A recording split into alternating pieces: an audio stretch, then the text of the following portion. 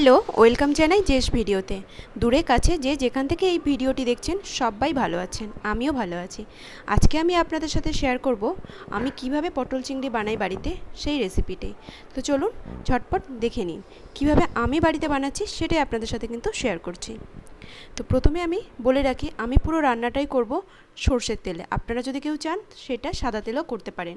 তো আমি এখানে তেলটা দিয়ে দিয়েছি, বেশ অনেকটাই পরিমাণে তেল দিয়েছি, কারণ আমি পটলগুলোকে একটু ডুবো ডুবো তেলে ভালো করে লাল লাল করে ভেজে নেব। তো পটলগুলোকে দেখতেই পাচ্ছেন কেমনভাবে কেটেছি। পুরো কিন্তু পটলের খোসাটা আমি ছাড়াইনি, হালকা হালকা রেখেও দিয়েছি। এখন আমি এর মধ্যে একটু লবণ দিয়ে দেব, দিয়ে ভালো করে লাল লাল করে পটলটাকে ভেজে তুলে নেব।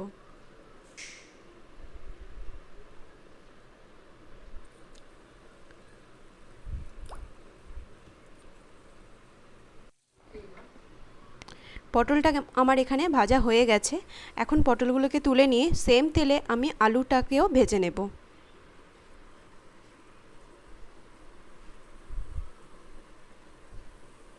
পুরো ভিডিওটা সাথে থাকবেন, কেউ স্কিপ করবেন না। আর ভিডিওটা যদি ভালো লাগে তাহলে একটা অবশ্যই লাইক করবেন, আর আপনাদের মতামত আমাকে অবশ্যই কমেন্টের বক্সে জানাবেন। এখানে আমি আলুটাকে তুলে নিয়েছি। এখন সেম তেলে দিয়ে দেব দুটো তেজপাতা, একটা দারচিনি, 3টে লবঙ্গ, হাফ চামচ জিরে। মশলা থেকে বেশ সুন্দর একটা গন্ধ বেরিয়ে গেছে।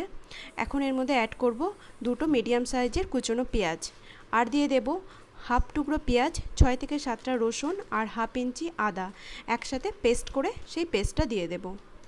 এখানে আমি দু রকমভাবে পেঁয়াজটাকে ইউজ করেছি, একটা কুচনো আর একটা পেস্টটা দিয়েছি যাতে গ্রেভিটা একটু গাঢ় হয়। পেঁয়াজ, আদা, রসুন একসাথে ভালো করে কষানো হয়ে গেছে। এখন এর মধ্যে দিয়ে দেব বেসিক যে স্পাইসেসগুলো থাকে, হাফ চামচ হলুদ গুঁড়ো, 1 চামচ ধনের গুঁড়ো, 1 চামচ লঙ্কা গুঁড়ো আর 1 চামচ লবণ। লঙ্কাটা যে যেমন ঝাল খেতে ভালোবাসেন সেই মতো দিয়ে দেবেন। দিয়ে ভালো করে কষিয়ে নেব। নিয়ে এর মধ্যে দিয়ে দেব দুটো মিডিয়াম সাইজের টমেটো পেস্ট। যদি কেউ চান তাহলে টমেটো কুচিও ব্যবহার করতে পারেন। ভালো করে কষিয়ে নিয়ে এখন আমি এটাকে ঢাকা দিয়ে বেশ 2 থেকে 3 মিনিট কষিয়ে নেব।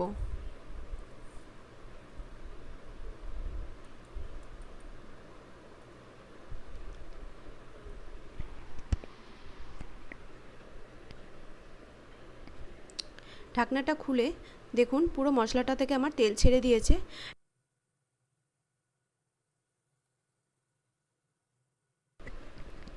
এখন এর মধ্যে দিয়ে দেব ভেজে রাখা আলু আর পটল।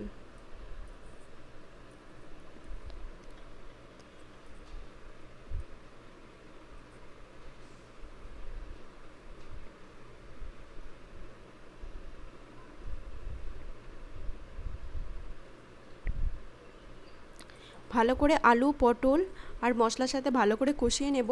নিয়ে এর মধ্যে পরিমাণ মতো জল দিয়ে দেব।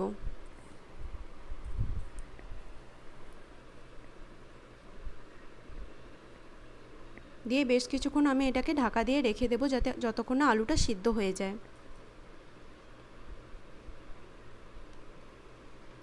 তো আলুটা এখানে সিদ্ধ হয়ে গেছে। এখন আমি আগে থেকে ভেজে রেখেছিলাম চিংড়ি মাছগুলোকে, সেগুলো দিয়ে দেব।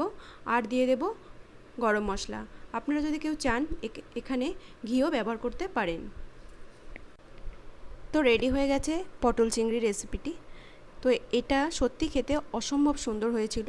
তো আমার এই প্রসেসে যদি আপনারা একবার ট্রাই করেন, আশা করছি আপনাদের ভালো লাগবে। যদি ভালো লাগে তাহলে একটা লাইক করবেন, যদি অনেক বেশি ভালো লাগে তাহলে একটা সাবস্ক্রাইব করে পাশে থাকা বেল আইকনটিও ক্লিক করে দেবেন, যাতে আমি নতুন কোনো ভিডিও আপলোড করলে তার নোটিফিকেশান আপনাদের কাছে পৌঁছে যায়। আর আপনাদের কমেন্টের অপেক্ষায় রইলাম। আবার দেখা হবে নেক্সট ভিডিওতে। ততক্ষণ সবাই ভালো থাকবেন, সুস্থ থাকবেন। টাটা।